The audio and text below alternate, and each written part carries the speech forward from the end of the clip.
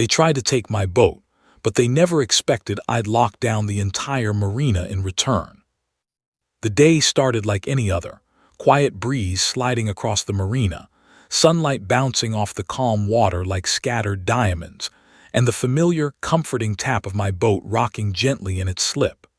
For years, this morning ritual had been my peace, the sound of the waves my alarm clock, the smell of old wood and engine grease, a reminder of the time I spent rebuilding the boat with my father.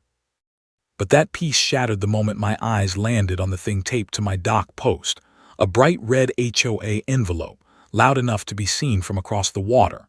The color alone screamed trouble. The bold black letters across the front, urgent notice, felt like a punch before I even removed the tape. Inside was a message so absurd, so insulting, that I read it 3 times before the anger even set in. Remove your unauthorized boat within 72 hours or face penalties. Unauthorized. The word echoed in my head like a joke told in the wrong room. I had owned this slip for 10 years. My father had bought it before I was even born, back when the HOA was barely a loose community club instead of the power-hungry organization it had turned into. My family's name was carved into the original ownership documents, literally carved, by my dad's pocket knife because he thought it was funny. Unauthorized. The arrogance of the accusation hit me like heat rising off the deck. At first I laughed. It sounded like the kind of clerical error you shrug off, call someone about, and get resolved with a simple, "Oops, our mistake." But by noon, I had learned that nothing involving the new HOA president, Corinne Halberd, was simple. People whispered her name around the marina like she was some mythological sea witch rising from the depths to punish anyone who dared step out of line. She had been picking petty fights with nearly every property owner since the day she took office. Too many flower pots on a porch, wrong shade of blue on a shed door. Someone's wind chimes were audibly intrusive. She lived for control. She breathed rules, and apparently today she had decided to breathe down my neck. I was still holding the letter when I heard the sharp clack of heels on the wooden dock, a sound too confident, too rehearsed to belong to anyone but her. Corinne marched toward me with the posture of someone who believed the entire marina existed for her inspection. A clipboard was clamped under her arm like a weapon, her sunglasses reflecting every boat, every ripple, every sign of life as if the entire place belonged to her. Without greeting, without even acknowledging the obvious confusion on my face, she stopped in front of me and delivered her verdict with all the warmth of a malfunctioning robot. "Your boat is violating aesthetic regulations," she declared. Her tone was the kind that made normal statements sound like accusations. I blinked. "Aesthetic regulations," I repeated because surely I had misheard. "Yes," she replied crisply, flipping a page on her clipboard with unnecessary force. "It's too old, it lowers the community's property value." And there it was, her real agenda dressed up in bureaucratic nonsense. My boat wasn't fancy, it wasn't new. It didn't shine like the modern toys the richer residents docked nearby. But it had something far more valuable: history. My father and I rebuilt it from the keel up. Every bolt, every panel, every inch had a memory attached. The engine was rebuilt in our garage. The wooden trim was sanded by hand on long summer nights. The name across the bow, Harbor Heart, was in my dad's handwriting. It wasn't just a boat. It was the last thing on earth that felt like him. So when Corinne looked at it like it was trash, like it was ruining her imaginary picture-perfect marina, something inside me shifted. It wasn't just wrong, it was personal. Her sunglasses hid her eyes, but her smirk told me everything. She thought I wouldn't fight back. She thought I would bow to the HOA like everyone else had eventually done. She thought this was just another day where she could flex her authority and walk away victorious. But she didn't know what this boat meant. She didn't know the kind of person my father raised. And she definitely didn't know that pushing me was the biggest mistake she could make. Because the moment she insulted Harbor Heart, the battle lines were drawn. I wasn't just going to fight her letter. I wasn't just going to keep my boat. I was going to show the HOA exactly what happens when you threaten something a man is willing to protect with everything he has. And standing there on that dock, Corinne had no idea that the next move she forced me to make would flip the entire marina's future upside down. Her words weren't just wrong, they were personal. And that was her mistake. That night, long after the sun dipped behind the tree line and the marina lights flickered on one by one, I sat at my kitchen table with the HOA rulebook spread open like a battlefield map. Most people would have panicked after receiving a threat like the one taped to my dock. Most people would have spent the evening ranting, packing, or trying to calculate fines. But I wasn't most people, and they should have known that. I made a pot of coffee strong enough to wake the dead, cracked open the thick binder of regulations, and flipped to the first page with deliberate calm. If the HOA wanted a war, I would arm myself with their own words. The book was a brick of bureaucracy, dense, repetitive, and written by people who clearly enjoyed hearing themselves think. Page after page of petty restrictions, paint code guidelines, noise ordinances, fence height measurements, plant species approvals. It was no wonder Karen strutted around like she ran the world. The rulebook practically gave her a script to play dictator. But what she didn't know, what she could never have imagined, was that buried deep inside their own rules was a ticking time bomb, and I was about to light the fuse. By the time I reached page 47, my patience was hanging by a thin thread. I had been reading for hours, combing through every clause, every footnote, every line of legal jargon, and then I saw it. One simple sentence. One sentence that changed everything. The HOA may access the marina only through the shared easement provided by waterfront parcel owners. I froze, reread it, then read it again slower. The words felt like a door unlocking in my mind, an easement, a shared easement, and not just any easement, one tied specifically to waterfront parcel owners. My family owned one of the original waterfront parcels, not just one of many, the key lot. The only piece of land connected to the marina that allowed foot access from the road. Without permission from us, the HOA couldn't legally set foot on the docks, not for inspections, not for enforcement, not for anything. Meaning, if the easement was revoked, the HOA would be completely cut off.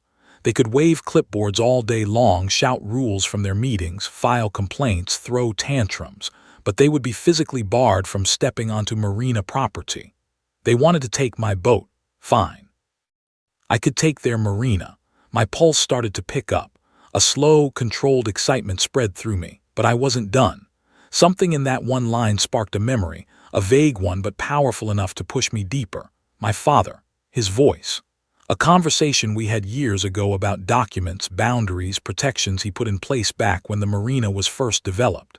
He never trusted HOAs, called them mini-governments run by people who shouldn't even be trusted with a garden hose. I pushed aside the rulebook and pulled up county property maps online, parcel diagrams, recorded easements, historical amendments. I dug through more legal layers than I knew existed, zoning overlays, land use restrictions, development permits. The deeper I went, the clearer things became. And then I found it. A scanned copy of an old agreement from decades ago, signed by the original property owners, including my father. And there it was in crisp legal language, the clause. The one he had insisted on adding before approving the marina's expansion. The access easement granted by Parcel 1A, our property, may be modified, restricted, or revoked at the sole discretion of the parcel owner at any time and for any reason. My breath caught. Sole discretion. Any time. Any reason. My father, in his infinite, almost prophetic distrust of authority, had given our family absolute control over the only access point to the marina. And somehow, through decades of leadership changes, new boards, new presidents, and endless revisions to the HOA bylaws, they had forgotten, or never realized, how dependent they were on that one clause. It was like watching a giant crack appear in the foundation of a building that had towered over us for years. A foundation they thought was unshakable. A foundation I now held a sledgehammer to. I leaned back in my chair, staring at the document glowing on my laptop screen. All evening, they must have assumed I was losing sleep over their penalties, that I was packing my kitchen, sweating over deadlines, imagining the humiliation of having my boat seized or fined into oblivion. But while they were imagining me on the ropes, I was discovering a weapon powerful enough to tear down their entire operation. They wanted to remove my boat because it didn't fit their aesthetic standards. They thought they could bully me into obedience. They thought they could insult the memory of my father and walk away unscathed. They pushed, expecting me to retreat. Instead, they woke the one person who had both the knowledge and the legal right to turn their lives upside down. I closed the laptop, the glow fading from the room as a slow, deliberate smile formed. This wasn't just a loophole. It was a trapdoor, and they had been standing on it for years without knowing. If Karen thought I would simply roll over, she had made a mistake far bigger than misjudging a boat's appearance. Because thanks to the claws my father left behind, thanks to the groundwork he had laid long before she ever set foot here, I now had the power to do something the HOA had never considered possible. I could shut them out. Completely. Permanently. They wanted to take my boat. Fine. I would take their marina. At sunrise, before the gulls even finished their first cries over the water, the rumble of engines echoed across the shoreline. Not HOA trucks, not city officials, but my contractors, arriving right on schedule. 3 heavy-duty work trucks rolled onto my property, carrying everything I had ordered the night before with the calm precision of a man preparing for battle. Steel posts, reinforced fencing, industrial-grade concrete mix, welding equipment, locking mechanisms, and a gate system that looked like it belonged at a military facility rather than a sleepy marina. The workers stepped out, seasoned and efficient, giving me a nod before unloading their equipment. They had no idea the drama behind the project. All they knew was that I wanted a fortress built, and quickly. Post drivers hammered steel into the ground with rhythmic thuds that shook the soil. Heavy machinery growled as fence sections were hauled into place. Sparks flew as welders sealed joints with a precision that made the structure look less like a barrier and more like a monument. Every clang, every strike, every vibration beneath my boots felt like justice finally taking physical form. By mid-morning, the frame was already rising high above head level, a wall that cut off the easement with unapologetic authority. Neighbors peeked from their windows, unsure what they were witnessing. Some looked curious, others looked thrilled. A few even walked over with coffee cups in hand, pretending to be interested in the craftsmanship while clearly hopping for a front-row seat to the chaos they sensed brewing. I didn't mind. If anything, witnesses made this sweeter. By noon, the structure was complete. A fence wrapped around the easement like a fortress, tall, unyielding, and reinforced with enough steel to stop a truck. The gate was electronic, controlled by my private keypad. There was no opening it from the outside unless I allowed it. And facing the HOA office across the water, mounted high enough that even the people in their second-floor meeting room could read it from their windows, was the sign I had commissioned overnight. Access REVOKED, TRSPSSERS will be PROSSUTED. The letters were bold, metallic, and reflective. The message was not a request, not a warning, a declaration. Once the sign went up, it took exactly 38 seconds for the explosion to begin. From across the marina, I heard the unmistakable screech of someone who realized the universe was no longer orbiting around their authority. Karen Halberd. The HOA president stormed toward the property line with the ferocity of a tornado discovering it had competition. Clipboards bounced at her side, her heels stabbed the earth with every frantic step, and her sunglasses, those pretentious shields she always hid behind, did nothing to mask the rage distorting her face. She looked like a kettle seconds from bursting. "You can't do this," she screamed the moment she reached the gate, grabbing the steel bars as if she planned to shake them loose through sheer indignation. "You can't block the easement. The marina is community property." I stepped toward her, calm as the water behind me. "Then maybe," I said, pulling a freshly printed document from a folder, "you should have read the easement agreement." Her shriek cut off abruptly as I handed her the papers. She snatched them with the aggression of someone who expected to tear them apart with her eyes alone. She skimmed the first line, then the second, then the third. The change was instantaneous. The color drained from her face so fast she looked like the paper she held. Her jaw slackened. Her lips twitched. Her posture faltered just slightly, but enough to show everyone watching that she had just realized something she never expected. She wasn't in charge here. Not of me. Not of the marina. Not of anything involving this land. Behind Karen, other Marina members began to gather, drawn by the noise, confusion spreading across their faces like ripples in a disturbed pond. "Why is the gate locked?" someone asked, trying the keypad only to find it dead to them. Another pulled on the fence like it might magically open. "We can't reach our boats. What happened? Is the marina closed? Who put this up?" They turned their eyes toward Karen, expecting answers. After all, she was the one who claimed to run everything. The queen of rules, the empress of order, the self-appointed guardian of property values, but she said nothing. She couldn't. Because the easement agreement in her hand, the same one she had never bothered to research, never bothered to acknowledge, never even suspected existed, told the truth. A truth she hated, a truth I cherished. The marina might have been community property, but the land-based access to it was mine, and my father's clause gave me absolute, unquestionable authority to block it. The more people gathered, the more pressure Karen felt. Members murmured, some frustrated, some amused, some outright enjoying the show. Phones came out. Photos were taken. Videos recorded. A few residents tried to speak to Karen, asking for explanations, demanding answers, but she waved them off with shaky hands, trying to gather her composure and failing miserably. I stood beside the fence with my arms crossed, letting her boil in her own mess. I didn't need to explain. She did that to herself.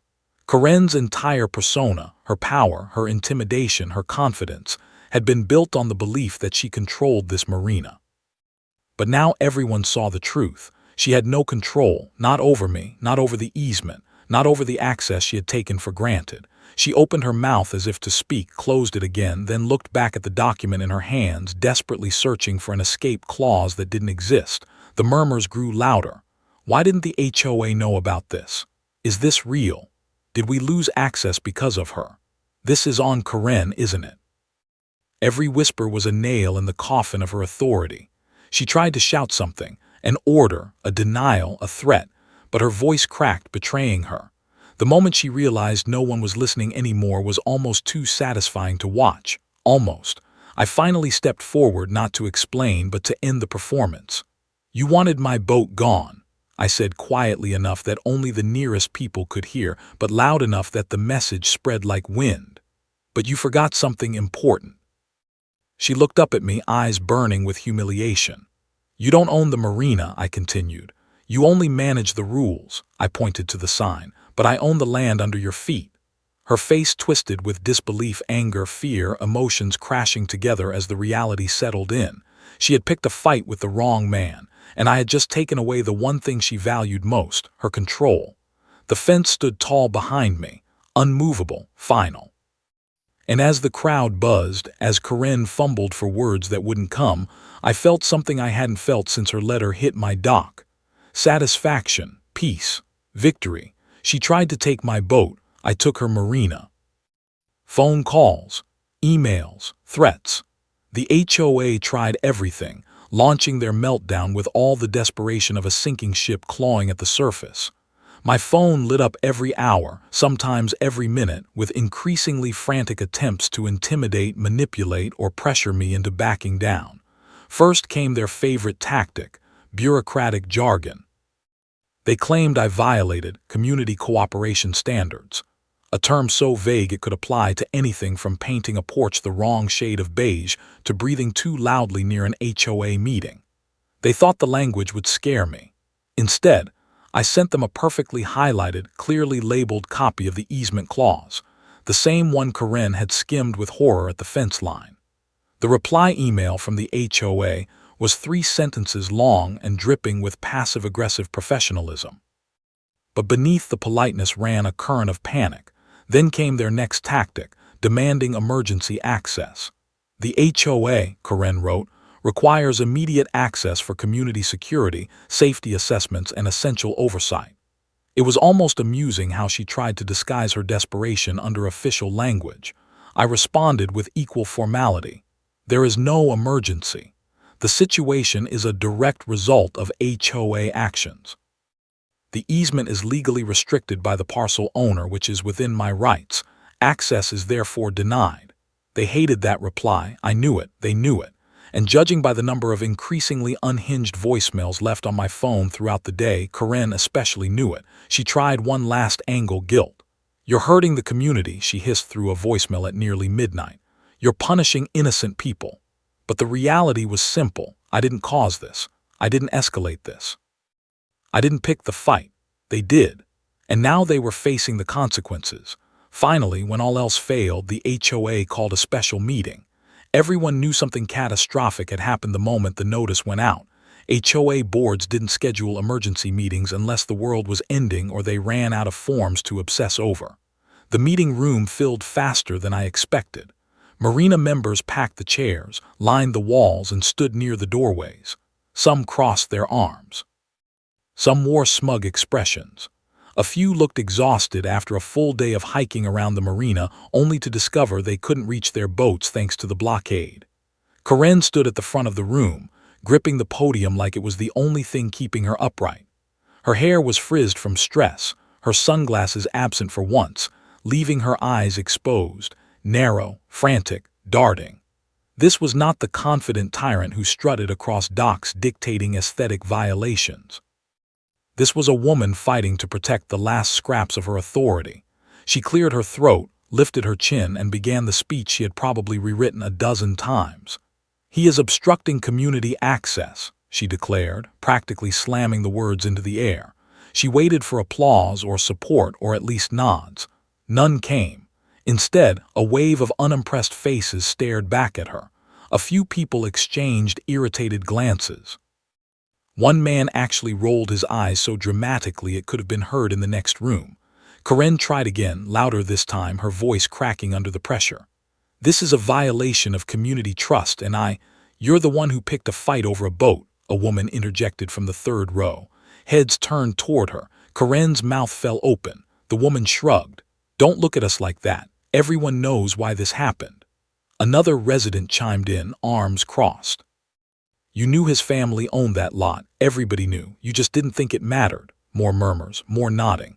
Corinne tried to speak, but the room wasn't on her side anymore, not even close. "You caused this mess," someone near the back shouted. The anger spread like wildfire. "We can't access our docks. I had to take a kayak from the public side just to reach my own slip. This has gone too far. You went after his boat for no reason." Corinne's face turned blotchy red, her mouth opening and closing like she was gasping for words that wouldn't come. For years, she'd silenced people with intimidation, fines, and bureaucratic threats. But today, her power evaporated. She tried to regain control, raising her hands. "Please." "No," said a voice. A loud one. An older resident, white-haired and steady, stood up from the front row. His voice cut through the noise with the authority of someone who had lived here far longer than Corinne ever had. "I want a vote of no confidence." The room fell silent at once. Corinne stared at him as if he had just stabbed her through the chest. What?" he repeated, louder this time. "I want a vote of no confidence in this board leadership and specifically in President Halberd." A few gasps rippled through the crowd, then cheers, then an eruption. Seconded, thirded, "About time." "She's out." The room transformed into a storm of agreement. People stood, people shouted. People raised their hands in unanimous support. It took less than 30 minutes for the woman who had terrorized the marina with rules, regulations, threats, and petty crusades to lose everything she'd built her power on. Corinne didn't storm out. She didn't yell. She didn't even argue. She simply deflated. Shoulders slumped. Eyes dull. She sank into her chair as the board voted her out, her authority crumbling like a sandcastle in a rising tide. And just like that, her reign ended. The next morning, I was standing by the fence checking gate mechanisms when a man approached, someone I'd seen around the marina but never spoken to much. He extended a hand without hesitation. "Good morning," he said. "I'm the new acting HOA president." His tone carried none of Corinne's arrogance, none of her pretentious edge, none of the hostility I had grown accustomed to. "We'd like to discuss restoring access," he continued, respectfully. That word, respectfully, was the first genuine sign that everything had shifted. The power balance wasn't just different, it had reversed, completely. The HOA finally understood something Corinne never did. You can enforce rules, but you can't bully the person who holds the land beneath your feet. I sat across from the new HOA board in the small meeting room that only a day earlier had echoed with chaos, shouting, and the collapse of Corinne's rule. Now it felt strangely calm, almost diplomatic, as if the air itself recognized that the era of pettiness and power games had ended. The freshly appointed acting president and two board members took their seats opposite me, each looking far more humble than any HOA official I'd ever met. They wore no sunglasses, no stiff posture, no superiority etched into their expressions, just tired acceptance and a willingness to negotiate. And I intended to make the most of it. I folded my hands on the table, leaning forward slightly. "All right," I said, letting my voice stay calm and deliberate. "I'm willing to restore your easement, but under 3 conditions." They exchanged glances, leaning in without hesitation.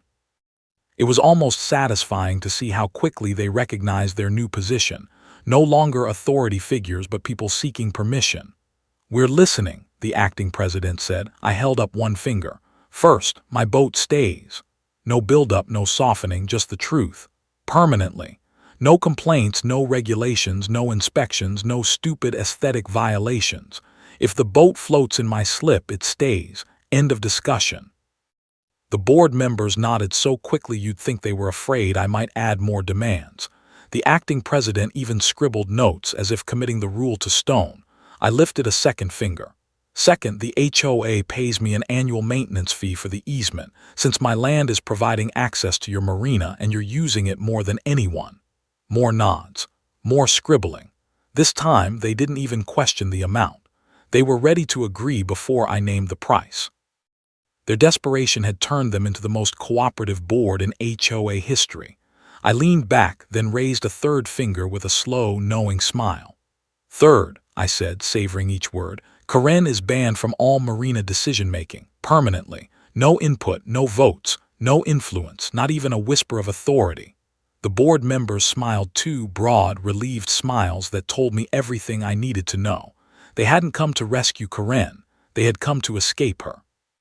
"Done," the acting president said immediately, extending a hand.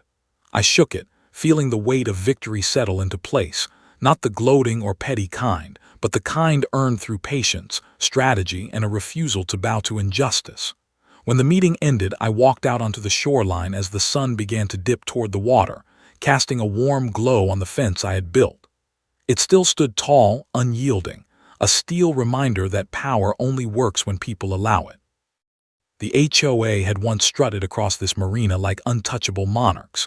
Now they waited politely outside my gate, requesting access with the humility of people who finally understood boundaries, literal and legal. I unlocked the gate with my private code, allowing the board through for the first official restored access. But even as they passed, they knew something important. The fence would remain. The easement was open, but only because I chose to open it, only with my permission, only under my terms. And that was exactly how it would stay. By the time the sun slipped behind the water, my contractors had added the finishing touches, reinforced hinges, a monitored lock, and a small sign with my name on it indicating ownership of the access point. The HOA members passed through it slowly, almost reverently, as if walking into a place they finally respected. Meanwhile, my boat remained exactly where it had always belonged, resting peacefully in its slip, rocking gently beneath the fading light. Untouched. Uninspected. Unchallenged. The breeze carried the familiar scent of salt, wood, and fuel, the scent of every memory I had built on that water with my father. And now, thanks to a fight the HOA never should have started, those memories were protected by iron, law, and the weight of their own mistakes. They wanted me to remove my boat. Instead, they secured its future. They wanted control. Instead, they surrendered it. And as I leaned against the railing, watching the marina return to calm, I couldn't help but smile. In the end, the HOA walked through my gate, literally and figuratively. And the marina now operated under a brand new reality. My terms, my rules, my land. A deal of a lifetime, and they didn't even realize how generous I had been. The marina returned to life in a way that felt almost poetic, as if the water itself breathed easier now that the chaos had settled and order, my order, had been restored. People who had avoided the docks during the HOA drama now walked the paths again, greeting each other with the relief of a community finally released from tension. Fishermen gathered at dawn, their laughter echoing across the calm surface as they cast their lines, swapping old stories as if the conflict had never existed. Families returned to their boats, unlocking cabin doors that had remained shut for weeks, wiping away dust, polishing rails, and stepping aboard with renewed pride. Neighbors waved to me from a distance, some approaching to thank me quietly for standing up to the HOA, for doing what they had always wanted to do but never dared. And there, right at the entrance of the restored easement, hung the sign I had personally designed. Access provided by private owner, please respect the property. It wasn't flashy, but it didn't need to be. It said everything that needed saying. It was a reminder, a declaration, a boundary, and everyone respected it, everyone except Karen. She could not look at that sign without the color draining from her face. It represented everything she lost, everything she had tried to control, everything she believed belonged to her authority. Now, each time she walked near the marina, she did so like a ghost wandering through the remnants of a kingdom that rejected her. She avoided eye contact with me entirely, slipping past with her lips pressed together, her jaw tightened, her pride shattered. Once she approached the gate as if considering whether to speak to me, her fingers lightly touching the metal. But the moment she saw my name on the small plaque at the bottom, private access controlled by authorized owner, she withdrew her hand as though the metal burned her. My father always told me, if someone tries to take what's yours, don't fight with anger, fight with knowledge. Back when I was younger, I never fully understood the weight of that advice. I thought winning meant standing the tallest, shouting the loudest, or pushing the hardest. But my father was wise. Knowledge wins battles long before they begin. The HOA tried to bully me. They tried to intimidate me with rules they barely understood, with threats that had no legal foundation, with arrogance built on nothing but bluster. They tried to corner me, thinking I would fold like so many residents before me. But I answered with the law. Not anger, not aggression, strategy, patience, precision. Every document I provided, every clause I cited, every step I took was deliberate. They swung wildly, I aimed carefully. And in the end, it wasn't me who broke, it was their illusion of control. As the final days of the conflict faded into memory, I found myself walking along the dock more often than usual, listening to the soft thrum of water against the posts, watching the sun dip into the horizon with a golden glow that shimmered across the calm waves. My boat, the one they tried to take from me, floated exactly where it belonged, steady, proud, untouched. Sometimes I could still hear Karen's shrill voice echoing in my mind, demanding compliance, insisting she had authority she never truly possessed. Now those echoes were replaced with quiet serenity. The marina was peaceful again, not because the HOA allowed it, but because I took back what should never have been threatened. People gradually returned to their routines, and the marina evolved into something better than before. Visitors walked through the gate with a newfound respect, not just for the property, but for the principle behind it. The HOA, under the new leadership, cooperated with grace, humility, and the understanding that power is not something to be abused. They even began consulting me on improvements and safety measures, acknowledging my position with sincerity. And Karen, she faded into the background like a sunset that never quite reached the horizon. Her influence gone, her authority dismantled, her reputation cracked. She still showed up sometimes, standing far enough away to avoid conversation but close enough to remember what she lost by pushing too hard. Some people learn the easy way. She was not one of them. As for me, I didn't just keep my boat. I locked down the entire marina, not with anger, not with pettiness, but with knowledge, patience, and the unshakable confidence that comes from knowing your rights. My father would have been proud. And every time the gate closes behind me with a soft metallic click, I'm reminded of one simple truth. When you defend what's yours with intelligence, those who try to take it will always lose. Word of what happened at the marina spread faster than anyone could have anticipated, moving through the small waterfront community like a wildfire fed by wind and dry timber. Local news outlets jumped on the story almost immediately, eager to cover a conflict that had all the elements of drama, intrigue, and David versus Goliath tension. Boat owner versus HOA. The Marina showdown. Marina locked down by owner after HOA conflict. HOA learns hard lesson about property rights. Headlines ran across print and online versions, each one highlighting the audacity of a single man standing up to an organization that had long held the residents in a grip of intimidation. Social media erupted in ways that were almost surreal. Memes of Corinne's shocked face, the moment she realized her authority had evaporated, circulated widely, accompanied by captions ranging from scathing humor to heartfelt admiration for the tenacity of someone willing to protect what was rightfully theirs. Local forums buzzed with conversation. Did you see what he did? Finally, someone put the HOA in its place. I wish I had that kind of courage.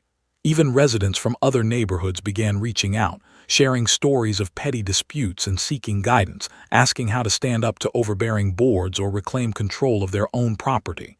Messages arrived in my inbox, some formal, others comically desperate. Help! HOA says my garden gnome violates aesthetic standards. Can I block an easement if they won't enforce rules fairly? How did you find the easement clause? My HOA has been bullying us for years. Every inquiry reminded me that the ripple effect of standing firm was far larger than the marina itself. The situation quickly transformed the very culture of our community. People who had once been timid, hesitant to challenge authority or speak their minds, began approaching me for advice, emboldened by the knowledge that one determined individual could hold the line against unfair governance. Informal meetings sprang up along the docks, neighbors sharing legal tips, anecdotes of their own disputes, and strategies to navigate the maze of HOA regulations. Even casual conversations became infused with newfound confidence. People were no longer shrinking from petty rules. They were learning to navigate them intelligently, to stand for what they knew was theirs. Meanwhile, the marina itself underwent a transformation almost as remarkable as the social one. Boats that had been idle for weeks, some for months, now moved freely, their owners no longer afraid of reprimand or bureaucratic retaliation. Children's laughter returned to the docks, echoing over the water with a lightness that had been absent during Corinne's reign of intimidation. Parents watched from nearby benches, leaning into the peaceful rhythm of life, while teenagers maneuvered small sailboats and kayaks under the setting sun. A tangible sense of freedom replaced the tension that had plagued the waters for years, a freedom that radiated not just in activity, but in the collective spirit of the marina community. Every resident, new and old, began to understand that control and authority could exist, but only within the boundaries of respect, fairness, and law. Even the remaining HOA board members approached cautiously. Every request, every complaint, every proposal for improvement now came with an unspoken understanding. Nothing could be enforced unilaterally, nothing could be assumed, and every action would be filtered through the terms I had set. The simple act of walking through the gate was now symbolic. It represented entering a space where rules existed, but where respect and rights were paramount. I wasn't just a boat owner anymore. I had become a symbol, a living example of what could happen when knowledge, patience, and determination were wielded correctly. That shift in perception carried weight. It changed conversations, altered expectations, and recalibrated relationships across the marina. But despite the growing admiration, the attention, and even the subtle influence I held over the area, I stayed grounded. Power is only meaningful when it is actively maintained, I reminded myself daily. The marina was peaceful again, yes, but vigilance was key. Every new face that stepped through my gate had to respect the property and the rules. Any breach, any attempt to manipulate or bypass the authority I controlled, would be met with the same unyielding boundary that Corinne had ignored. That lesson, etched into the steel of the fence and the words on the signs, would not be forgotten. I spent hours walking along the docks each evening, a quiet ritual of observation and reflection. I checked the gates, inspected the slips, and spoke briefly to boat owners, offering advice or listening to updates about their own experiences navigating HOA regulations. The gentle slap of water against the hull of my boat became a comforting rhythm, a reminder of both what I had protected and what I now guarded. By the end of the week, with the sun dipping low and painting the water in shades of gold and amber, I paused at the end of the pier, looking out over the marina. Boats bobbed gently, laughter echoed in the distance, and the air smelled faintly of salt and varnish, a mixture of memory and renewal.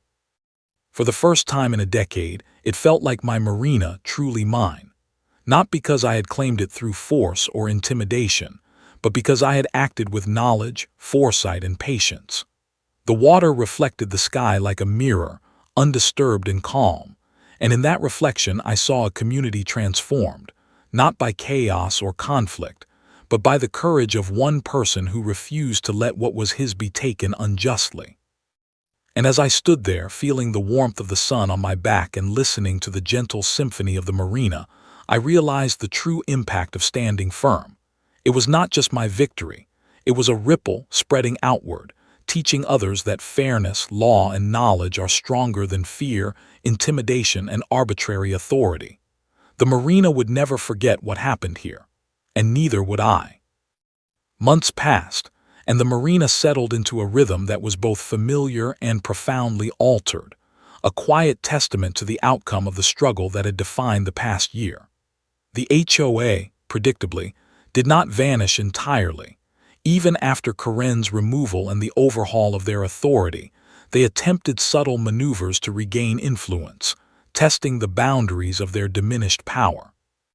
They drafted policy revisions under the guise of routine updates, suggesting language that might vaguely encroach upon land use or easement rights, hoping no one would notice the changes until it was too late. They scheduled inspections that seemed innocuous on paper, walking the docks under the pretense of safety checks, while quietly nodding which boats were out of compliance with their outdated and often irrelevant regulations. Meetings were held behind closed doors, late at night, with board members exchanging ideas on how to quietly reassert themselves, and occasionally sending cryptic emails to residents, nudging them toward compliance. Each time, however, I had already anticipated the move. Every loophole they thought might exist had been preemptively closed. The easement, a legal instrument so overlooked by previous administrations, now functioned as a shield more powerful than any law they could invoke. The gate, reinforced and monitored, ensured that physical access was entirely controlled, and every agreement, signed, notarized, and filed, formed a web of protections that made their ambitions practically impossible. When they tried to negotiate behind closed doors, I had the leverage of knowledge, preparation, and documentation to neutralize every claim before it could gain momentum. They found themselves blocked at every turn, not through confrontation or escalation, but through the quiet application of rights they had long ignored. Meanwhile, the community around the marina shifted as dramatically as the policies I had secured. Neighbors who had previously remained passive, worried that speaking up might result in fines or harassment, began to approach me with questions, guidance requests, and strategic concerns of their own. Families trusted me with their slips, knowing that the same fairness, vigilance, and attention to detail that I applied to protect my own property would extend equally to theirs. They knew the rules were enforced consistently, not arbitrarily, and that the consequences for overreach were immediate and legally sound. Children returned to the docks with carefree laughter, parents moved freely among boats without fear of petty regulation, and the marina's atmosphere radiated a confidence and calm that had been absent during the years of Karen's authoritarian oversight. Every sunset brought a gentle sense of satisfaction. One evening, I sat on the deck of my boat, my fingers tracing the smooth, varnished rails we had painstakingly restored, watching the sun dip below the horizon, painting the sky in shades of amber and rose. The water reflected the colors with perfect clarity, a mirror of both the world and the victory that had been achieved. In those moments, I understood that this battle was never truly about the boat itself. fence, the gate, the easement, and the agreements. They were tools, not the essence of what I had fought to protect. What mattered was principle, knowledge applied with patience, and the strategic use of foresight to secure what was rightfully mine. I realized that standing up to authority, when done intelligently and deliberately, was not about anger or conflict, but about asserting clarity and creating a system that could withstand challenges for decades to come. The marina had become more than a home for boats. It had become a symbol of resilience, strategy, and quiet victory, a tangible representation of how preparation, intellect, and patience could dismantle arrogance and overreach. Each time a resident or visitor passed through the gate, they were reminded of the transformation. A once oppressive landscape had been converted into a place where fairness and vigilance ruled, and where the community thrived under boundaries that were clear, respected, and enforced for the benefit of all. Karen's legacy, by contrast, faded into memory, a cautionary tale of arrogance, ignorance, and overconfidence. Her attempts at manipulation and subtle control were nullified by the foundation laid with foresight and reinforced with legal authority. Residents discussed her occasionally, but always with the understanding that her power had been ephemeral, incapable of surviving knowledge and preparation. My father's words echoed in my mind. If someone tries to take what's yours, don't fight with anger, fight with knowledge. He had been right, and now I could see the full spectrum of his wisdom realized in the marina's current state. Every decision I made, every agreement I enforced, every gate I locked with deliberate control was a manifestation of that principle. The community flourished, the water sparkled in the sunlight, and my boat remained in its rightful place, a quiet sentinel floating in calm waters. Every new face, every visitor, every resident understood that respect, law, and vigilance were paramount. The marina was a place governed by intellect and fairness, not by fear or arbitrary authority. And as I leaned back, listening to the soft slap of water against the hull, I realized that the true legacy I had created was more than physical. It was cultural. It was an enduring lesson to the community, a tangible demonstration that knowledge applied with patience and precision could protect what mattered most, ensuring that the marina remained safe, orderly, and truly mine for generations to come. The sunsets would continue, the boats would continue to drift gently in the water, and every time someone passed through the gate, they would be reminded that sometimes patience and intellect are stronger than any rule, any threat, or any bureaucracy foolish enough to underestimate the power of foresight.